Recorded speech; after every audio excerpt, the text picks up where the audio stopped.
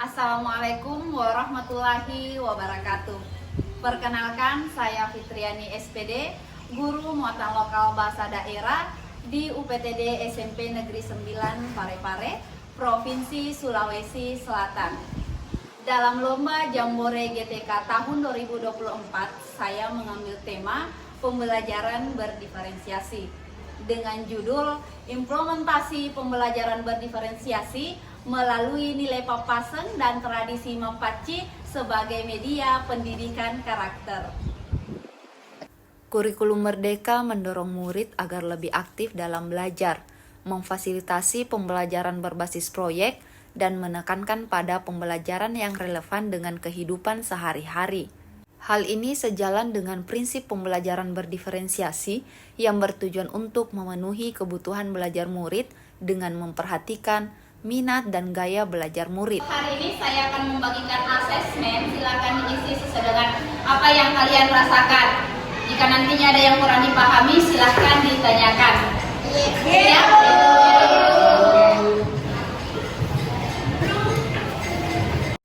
Menurutnya, minat belajar murid terhadap pelajaran muatan lokal bahasa daerah, khususnya pada materi budaya dan kearifan lokal, menjadi fokus untuk ditangani.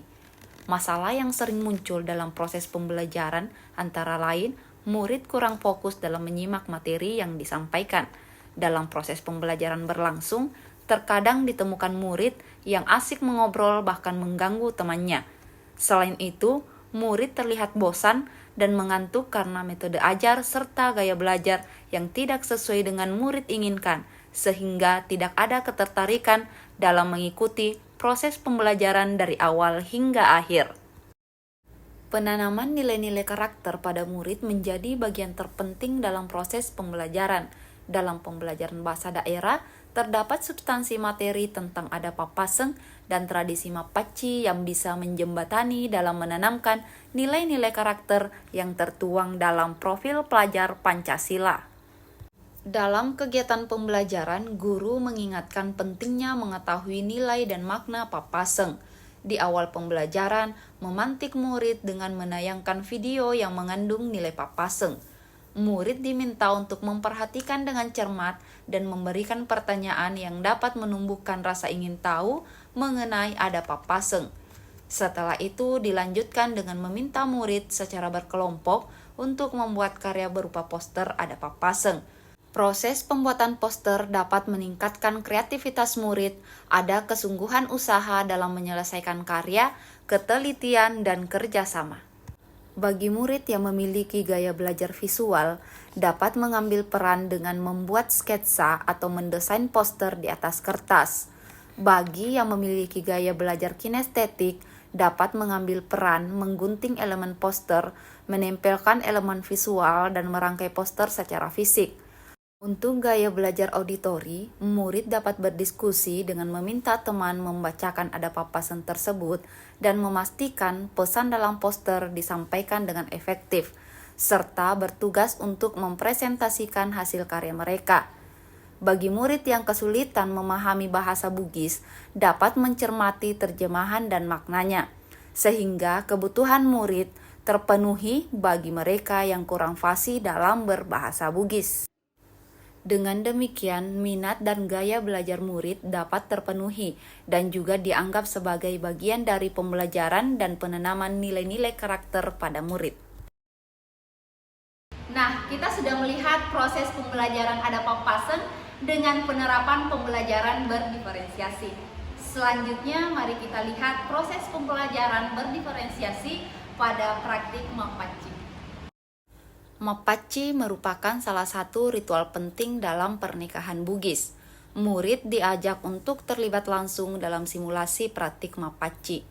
Beberapa murid berperan sebagai calon pengantin, keluarga, dan orang tua, sementara yang lain bertugas sebagai para tamu undangan untuk membubuhkan daun paci pada calon pengantin. Dalam praktik Mapaci ini tentu dikemas dalam pembelajaran berdiferensiasi untuk memenuhi kebutuhan belajar murid yang beragam. Murid dengan antusias terlibat dalam proses pembelajaran sehingga kebutuhan belajar mereka merasa terpenuhi. Secara tidak langsung, murid mengetahui prosesi adat Mapaci serta mempelajari pentingnya menjaga tradisi dan nilai-nilai leluhur dalam kehidupan sehari-hari. Melalui proses pembelajaran ini diharapkan dapat menanamkan rasa cinta dan penghargaan terhadap warisan budaya Bugis, serta memberikan pengetahuan praktis tentang pelaksanaan Mapaci.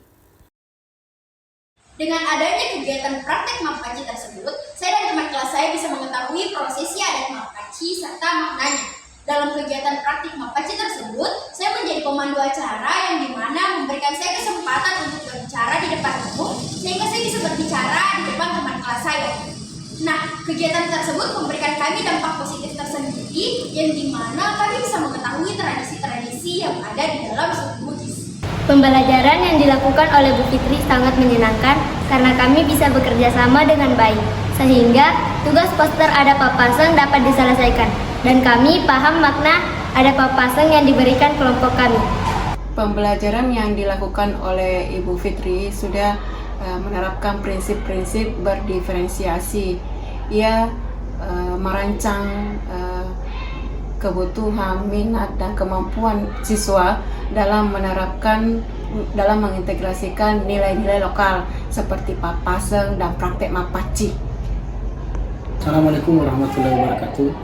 Setelah menyaksikan proses pembelajaran berdiferensiasi yang dilakukan oleh Ibu Fitriani SPD di dalam kelas, saya melihat bahwa proses pembelajaran berdiferensiasi yang dilakukan sangat menarik sehingga siswa dapat tertarik dalam mengikuti kegiatan itu, karena pembelajaran yang dilakukan sesuai dengan minat dan apa yang diinginkan oleh siswa. Sehingga saya akan memotivasi guru-guru yang ada di SMP Negeri 9 untuk melakukan pembelajaran yang berdiferensiasi pula, sehingga dan tidak bosan juga untuk melakukan praktik baik. Dengan demikian, kebutuhan belajar murid dapat dilihat dari 3 aspek, yaitu kesiapan belajar, minat, dan profil murid. Dengan menjadikan nilai-nilai budaya sebagai media pembentukan karakter, pembelajaran ini diharapkan mampu mencetak generasi muda yang tidak hanya cerdas secara intelektual, akan tetapi bijak dalam menjalani kehidupan dan perubahan zaman, serta bangga akan identitas budaya yang diwariskan oleh nenek moyang mereka. Saya Fitriani, salam sehat dan bahagia. Wassalamualaikum warahmatullahi wabarakatuh.